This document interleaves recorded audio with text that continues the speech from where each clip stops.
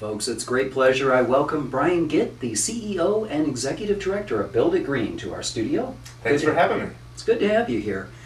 Brian, why don't we jump right in? I was reading an interesting article by Jane Powell in the Chronicle talking about the green movement, particularly as it relates to building and remodeling. And I thought she raised some good points that green building can make sense, but she also raised some points about the fact that just because something needs to be remodeled, you might want to say, well, does it really need it, or can I do it in a different way?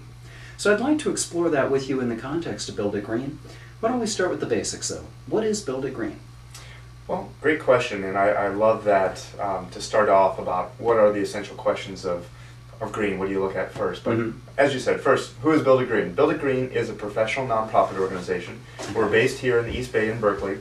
Our geographic scope is the state of California, so we have been expanding our programs throughout the state into Southern California and the Central Valley, but our history and our roots are in the Bay Area, and we've been here since about the year 2000. Our whole mission is to promote healthy, energy, and resource-efficient building practices throughout the state of California. Okay, so whether we're remodeling or building a new home, we're trying to be green. Exactly. It really, anything in the residential realm of construction is in our purview.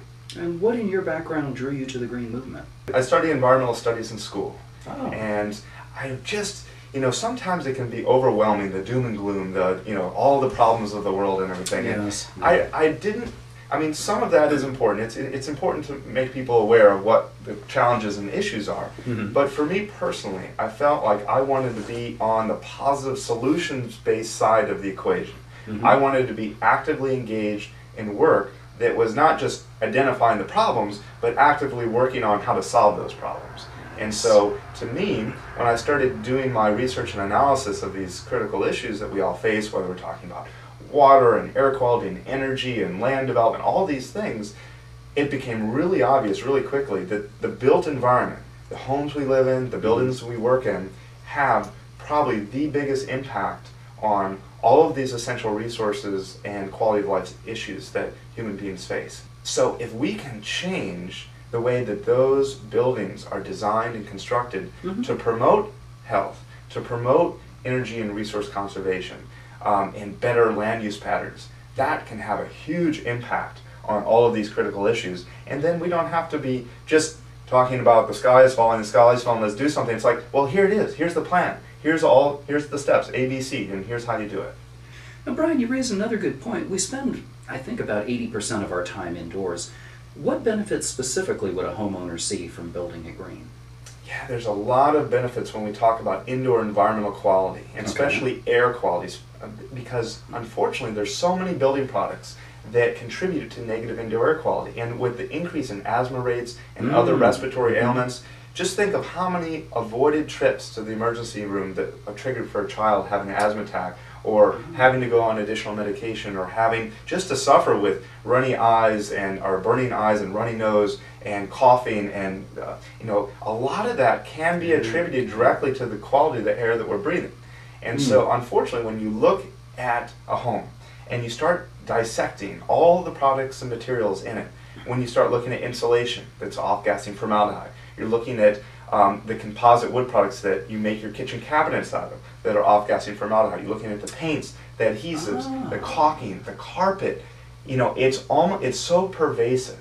In almost every single building material, you have what's either called a volatile organic compound, basically is a fancy word to say, the stuff when you open a paint can and you smell, or that so-called new car smell when you go into a new car and you're taking a sniff. That actually is not very good for you. Those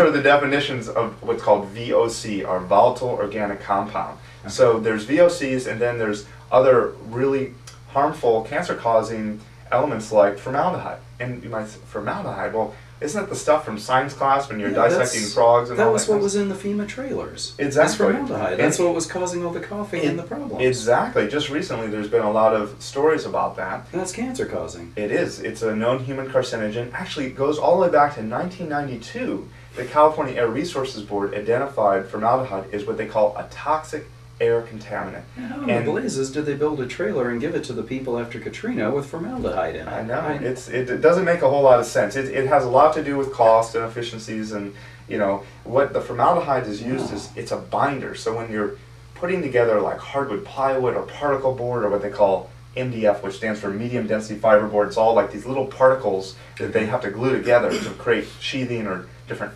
wood products. They use formaldehyde in the binder itself. So unfortunately, it contributes to negative indoor air quality, and it's a known human carcinogen. So basically it's releasing particles of formaldehyde into the indoor environment and people breathe it. Yes, and it's in a gas form, but yes. Yeah. So that's what you're breathing in. So the danger is a lot of the things inside our homes we can't smell. Some of them we can, some of them we can't. We can't necessarily taste it, we can't smell it. We don't even know that when an asthma attack is being triggered, that's what's triggering it. It's just, and so a lot of people think, well, I'm feeling sluggish, I'm feeling just down. Oftentimes it's the impact of breathing that air in the home. Not always, obviously. There's many things that contribute to human health concerns. No, but obviously it has a tremendous impact. And when you look at the rates of asthma and the increase, it is directly tied to the quality of air that our kids are breathing.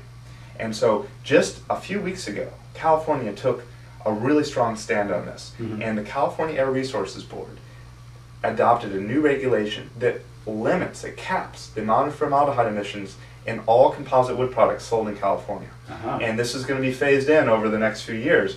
But this is where the first state, and there's no national standard on this. The only national standard out there today is through Housing and Urban Development for trailers, but there's nothing for houses anywhere in the U.S. today.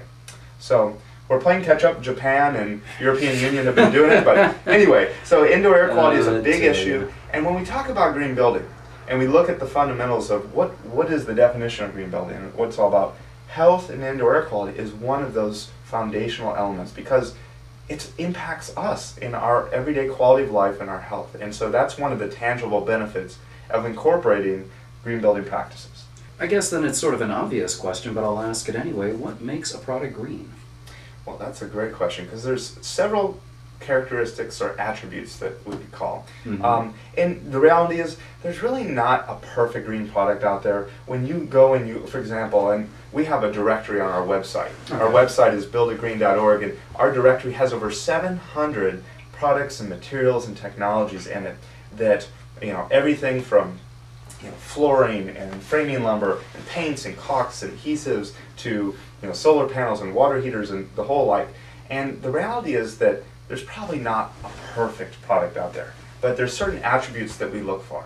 Number one, is it going to help save energy? Is it energy conserving? Or is it a technology that generates renewable energy, such as solar panels or what's called photovoltaics? Or it might be a product, let's say it's flooring or something like that. Does it use recycled content material? So are you taking something that was a waste byproduct and going to be thrown away and incorporated it into making a new product? Or there's this term called rapidly renewable, and it's a fancy name for basically something that self-generates quickly. Like a bamboo. Example would be bamboo. Yeah. Bamboo can generate, every 7-9 years, it can regenerate itself, versus something that might take 100 years or 200 years to regenerate itself. So we look for things that are rapidly renewable, have recycled content, promote energy efficiency, as well as water efficiency. And water is really a huge issue that's going to impact our economy here in California in years to come. We only have a limited amount of fresh water to deal with here, and as more of our water supplies are getting utilized, and unfortunately some of them getting polluted, it's all a supply and demand issue. And everything comes down to supply and demand. So the cost of water is going to increase. The technologies that we need to treat water are going to have to come up as well to deal with some of the pollution. And we have to be smarter about our water use. So, for example, in your average home, over 50% of the water use is in outdoor irrigation. So it's not even inside the home. It's not indoor water use, it's outdoor. And there are such easy, simple, smart, low-cost strategies to almost eliminate that. Just by choosing drought-tolerant and native plants, for an example, or choosing high-efficiency irrigation or things of that nature. So there's a lot of strategies and practices we can incorporate.